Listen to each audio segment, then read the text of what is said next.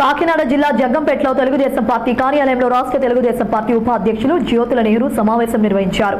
ఈ సమావేశానికి జగ్గంపేట నియోజకవర్గంలోని 14 గ్రామాలకు చెందిన పోలవరం ప్రాజెక్టులో భూములు కోల్పోయి రైతులను ఆహ్వానించారు. ఈ సందర్భంగా రైతులు మాట్లాడుతూ పోలవరం ప్రాజెక్టు పనులు ప్రారంభించినప్పటి నుంచి ఇప్పటి వరకు న్యాయం జరగలేదని వాపోయారు. ఈ 5 ఏళ్ల పాలనలో రైతులకు న్యాయం జరగలేదని వారు జ్యోతుల నెహ్రూ వద్ద తమ సమస్యలు విన్నవించుకున్నారు.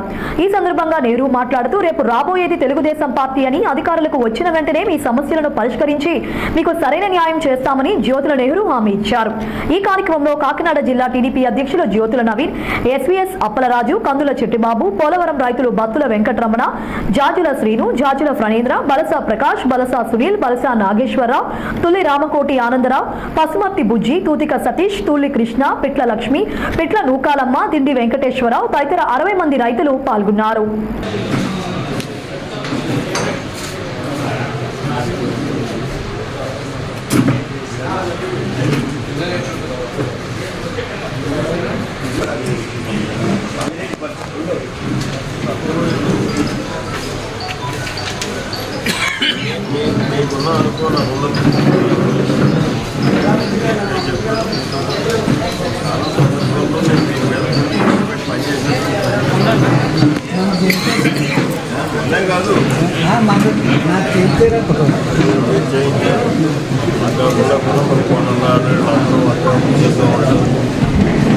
తెలుగుదేశం ఉపాధ్యక్షుడు ప్లస్ సీనియర్ మాకు నాయకుడు కాబట్టి గతంలో 89లో జరిగినటువంటి ఒక కార్యక్రమం దాని మీద కొంచెం దృష్టి పెట్టండి సార్.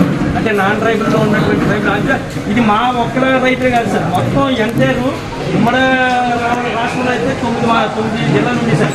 ఇప్పుడు 6 జిల్లాలు ఉన్నాయి సార్. ఖమ్మంలో కొంత భాగం ఉంది, కానీ శ్రీకాకుళం, విజయనగరం, విశాఖపట్నం, తూర్పు, పశ్చిమ గోదావరి, ఖమ్మం జిల్లాలో కొంత భాగంతో కలుపుకుంటే ఇప్పుడు ఇంతమంది రైతులు ఉన్నారు సార్. వీళ్ళందరికీ కూడా మీరు మరో అభివృద్ధి చిత్రంలో జరిగిపోతుంది సార్.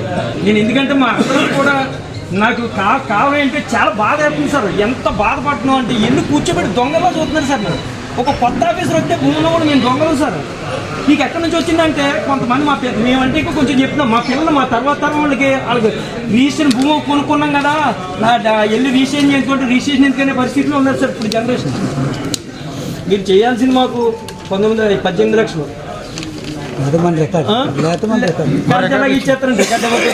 తగ్గిపోయినట్టు సార్.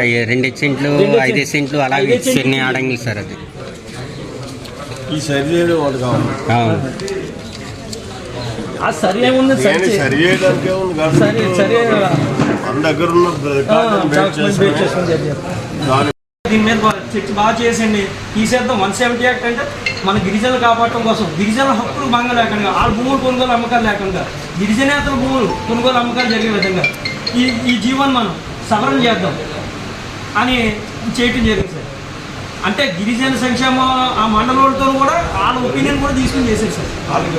వాళ్ళకి ఇబ్బంది లేదు కదా సార్. ఇప్పుడు మా భూములు మేము అమ్ముకుంటాం, గిరిజనేతలకు అమ్ముకుంటాం అంతే. గిరిజనేతలు గిరిజన భూములు మేము కొనం, ఇబ్బంది లేదు, అలా కొనుక్కోవచ్చు, మరీ హ్యాపీ అండి.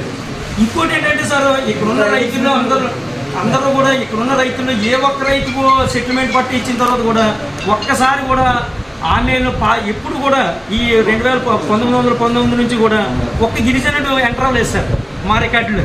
అంటే మయ్యాన్ని వచ్చి వీడు కొత్తగా గిరిజనుడు కొన్నాడు అన్నది ఏం లేదు సార్. అప్పటి నుంచి వంశపారపర్యంగా అది కూడా నేను చెప్పాను సార్. ఏమంటే ఏ సంవత్సరంలో అయినా ఒక్క గిరిజనుడు మా భూముల్లో ఎంటర్ అయ్యి ఉంటే మీరు గిరిజనుల భూమి అనండి, ఆ కార్యక్రమం కూడా లేదు సార్. ఒక 7 మీద ఒక 7కి జడ్జిమెంట్ ఇచ్చారు సార్. ఎవరో స్పెషల్ డిప్యూటీ కలెక్టర్ రంచవడం వారు మా జడ్జిమెంట్ ఫేవర్గా జడ్జిమెంట్ ఇచ్చినట్టు నెట్ ఎంత. ఒక రైతుకి 7 ఎకరాలు ఉందనుకో సార్, ఒక 2 ఎకరాలు ఇదే ఇతనికి 2 ఎకరాలు 64 సెంట్లు భూమి ఉంది సార్. అక్కడ ఆన్లైన్లో